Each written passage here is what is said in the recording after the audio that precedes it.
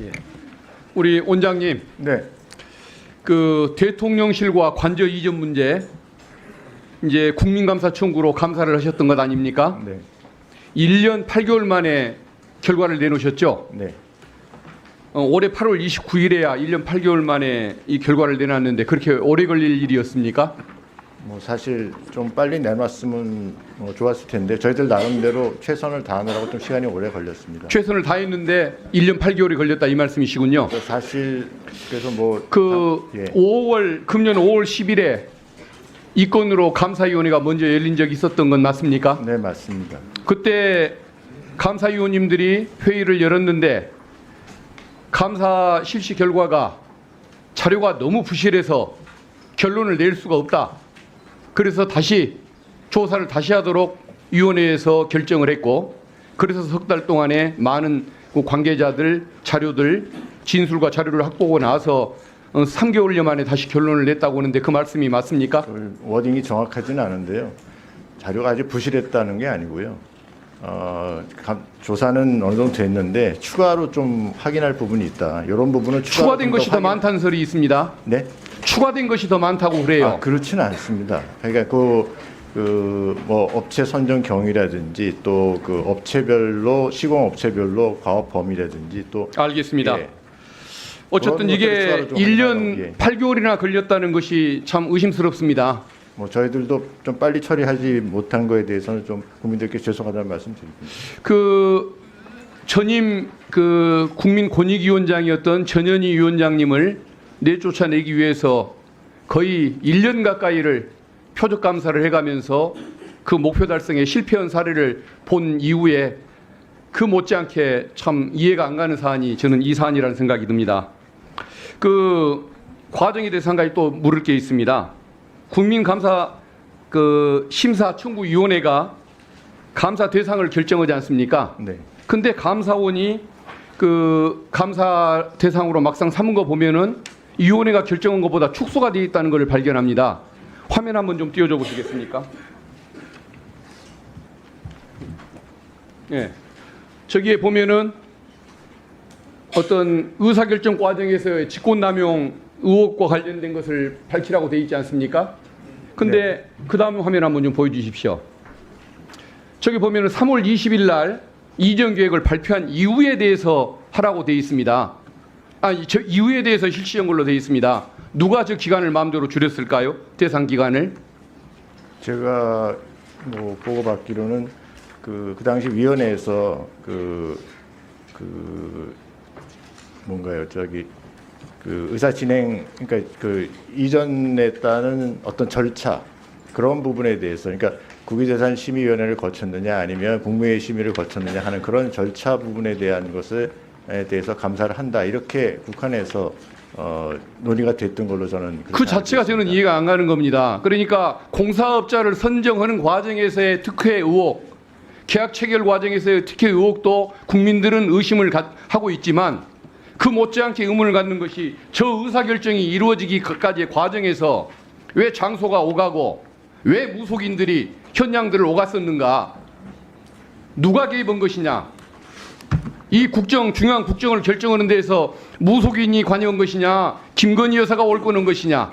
아니면 여기에 대해서 올바른 얘기를 하는 공무원들이 있는데 직권남용을 당해서 이런 결론이 일어난 것이냐? 여기에 대해서 많은 의혹이 있는데 이 부분을 빼버린 것입니다. 그러니까 의혹의 절반을 빼놓고 감사를 했다는 것이 제 생각인데 동의하십니까? 아니요. 저는 동의하지 않고요. 지금 위원님 말씀하시는 그런 부분은 지금 이 국민감사 청구의 대상이 기본적으로 두 가지입니다. 위법하거나 부패 행위에 관련돼야 되거든요. 그래서 국민감사 청구위원회에서 아마 그런 부분을 염두에 두고 그 지금 감사 실시 여부를 결정한 것으로 저는 알고 있습니다. 그래서 지금 말씀하신 그런 내용들, 이게 어떤 부패 행위나 위법 행위하고 관련이 됐으면 저희들이 조사를 했겠죠. 아니 원장님, 그런 부분이 원장님, 없었으니까 저희들이 3월 20일 날 의사결정이 이루어지기 전에 무속인이 개입을 하거나 민간인이 개입하거나 이런 문제가 있으면 그것이 위법한 문제가 아닙니까? 그게 왜 위법인지는 잘 모르겠고요. 어디로 갈 거냐 하는 부분에 대해서는 상당한 의사결정의 재량권을 갖는 부분이라고 생각을 합니다. 제가 보기에는 날짜를 굳이 특정해서 이유라고 저렇게 감사 대상을 정했던 것, 저것이 의혹의 절반을 저는 덮고 지나갔다는 의문을 갖는 겁니다. 계약자, 공사업자 선정 과정에서 특혜보다 더 큰 문제는 저는 저것이라고 보는데, 저는 감사원이 저 부분을 은폐했다고밖에 볼 수 없는 부분인 것 같습니다. 그리고 그 당시에 행정감사국의 주무과장 안모 과장, 네. 이 감사 진행하는 과정에서 사표 냈죠. 네, 중간에 본인의 원에 의해서 사직한 것으로 알고 있습니다. 본인이 감사를 제대로 해보고 싶어서 기간 연장을 요구하는데 이것을 못하게 승인을 안 해준 유병호 전 사무총장, 거기 압력 때문에 반발해서 사표를 냈다고 그렇게 알려지고 있는데 그게 근거가 없는 것입니까? 그거는 사실이 아닌 것으로 알고 그러면 왜 갑자기 그만뒀을까요? 뭐 나이도 있었고요. 그 과장이 나이가 좀 있었고 퇴직할 때는 됐습니다. 그때 나이가 몇 살이었을까요? 50대 중후반쯤. 50대 중후반이면 임기가 많이 남았는데 이 중책을 수행하는 중간에 사표를 내고 이유 없이 나갔다는 게 말이 됩니까? 아니요. 저희들이 통상적으로 뭐 임기까지 정년을 채우는 경우도 있지만 중간에 또 원장님 알겠습니다. 그건 나중에 좀 더 따져보기로 하고요. 예. 이 연장 여부에 대한 결정 권한이 원장님에게 있습니까? 당시 유병호 사무총장에게 있습니까? 감사 연장이요. 예. 그거는 법에 따르면 원장님의 권한으로 돼 있는데. 제 권한은 권한임을 해놨습니다. 이게 정확하게 차장인지 총장인지 제가 정확히 모르겠어요. 아마 차장 정결로라고 합니다. 예. 그 차장은 유병호 사무총장의 지시에 따라서 그렇게 한 것이겠죠. 글쎄요. 권익위원회를 상대로 한 사람을 내쫓기 위해서 1년씩 감사를 하는데 여기에 대해서는 왜 20여일을 좀 더 넘기는 걸 가지고서 그렇게 악착같이 막으려고 했는지 그 이해가 안 가는 부분인데 나중에 그 부분 계속 질문하겠습니다. 예. 근데 실질적으로 감사 연장은 그 이후에 됐다는 말씀 하나 말씀드리고 싶고요. 주면 고맙겠습니다.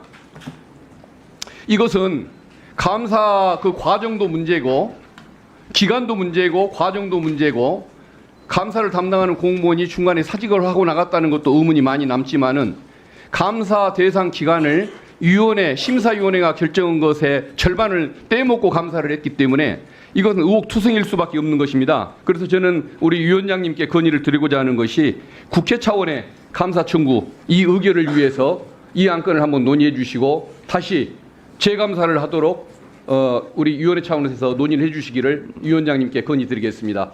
이상입니다. 네, 박균택 의원님이 얘기하신 감사 요구는 간사님들께서 협의해 주시기 바랍니다. 다음은 장동혁 의원님 질문해 주세요. 자, 그럼 지금부터 주목해 주세요. 구독자분들을 위해 이벤트를 준비했습니다.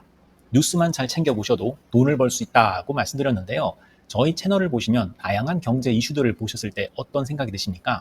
그냥 뉴스만 보고 끝내는지 아니면 이 뉴스를 어떻게 이용할 수 있는지 이 부분을 고민하고 계시는지를 저는 되물어보고 싶습니다. 제가 지난해부터 여러분들께 뭐라고 말씀드렸습니까? 정치권, 글로벌 이슈 맞물려서 폭등하는 이슈를 관심 가지셔야 된다. 투자, 생각을 해보셔야 된다. 이렇게 말씀드렸습니다. 이런 썸네일 뉴스를 많이 보셨을 텐데요. 뉴스를 보셨을 때 부자들은 어떻게 생각한다고 했는지 기억나세요? 이슈를 투자 수단으로 어떻게 이용할 건지, 어떤 주식이 좋을지, 어디에 투자해야 돈이 자연스럽게 몰리는지 생각해야 된다고 말씀드렸죠. 그 이유가 뭐냐면 부자들이 이슈를 봤을 때는 이슈가 곧 돈으로 이어지고 그 이슈가 나에게 돈을 벌어준다는 경험적 확신이 있기 때문에 부자들은 항상 국내, 국외 이슈를 관심 있게 챙겨본다고 말씀드렸습니다. 이번에도 마찬가지입니다. 제가 지난번에 시청자분들과 함께하는 주식으로 수익 내기 이벤트를 진행했었는데요. 당연히 100% 무료로 진행을 했고 여기 보시면 아시겠지만 제가 지난번에도 저한테 구독이라는 문자를 보내주신 모든 시청자분들께 이렇게 자신 있게 추천드렸습니다.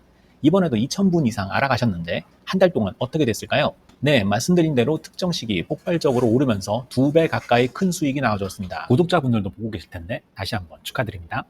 이번에도 마찬가지입니다. 가장 큰 이슈가 될 국내, 국외 이슈, 특히나 글로벌 이슈이기 때문에 우리가 어떻게 생각해야 할지, 돈이 벌릴지 생각해야 됩니다. 제가 이번에 뭘 보내드린다고요? 지난번과 같은 방식으로 구독이라고 문자를 보내주시면 앞으로 대장주 역할을 할 급등 종목을 시청자분들에게 종목명과 사고 파는 시점을 모두 알려드리겠습니다. 그래서 여러분이 주식으로 돈 버는 방식을 연습해 보시라는 겁니다. 저희 채널을 구독해 주시는 분은 문자로 구독이라고 보내주시면 무료 추천 종목과 종목 분석 리포트를 공유받으며 우량주, 급등주 종목을 매도, 매수 시점을 정확히 잡아드리겠습니다. 시간은 심야 시간도 가능하며 언제든 문자로 남겨주시기 바랍니다. 종목은 10명의 전문가가 합의한 단 하나의 최종 종목이 나갑니다. 처음 받아보시는 분은 발송드린 종목을 바로 매수하시기보단 어떤 종목인지, 종목의 수익률은 어떤지 일주일 지켜보시고 매수하시기 바랍니다. 이 모든 이벤트는 무료이며 문자 한 번에 작은 변화가 기회로 변해 큰 수익으로 이어질 수 있는 놀라운 과정을 저희가 함께 하겠습니다. 그래서 지금 이 영상을 보시는 시청자분들 중에 나도 이번 종목이 좀 궁금하다 하시는 분들은요.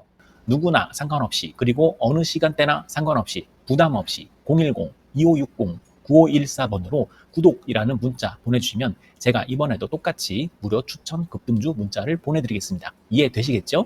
제 번호 010-2560-9514로 구독이라는 문자 보내주시면 여러분들이 직접 이슈를 통해서 돈 버는 연습을 해보실 수 있는 것이고 제가 돈을 받는 것도 아니고 투자를 대신해 드리는 것도 아니기 때문에 부담 없이 신청해 주시면 되는 겁니다. 그리고 수익이 나면 저는 다른 것은 바라지 않습니다. 제 채널에 구독, 좋아요 한번 눌러주세요. 감사합니다.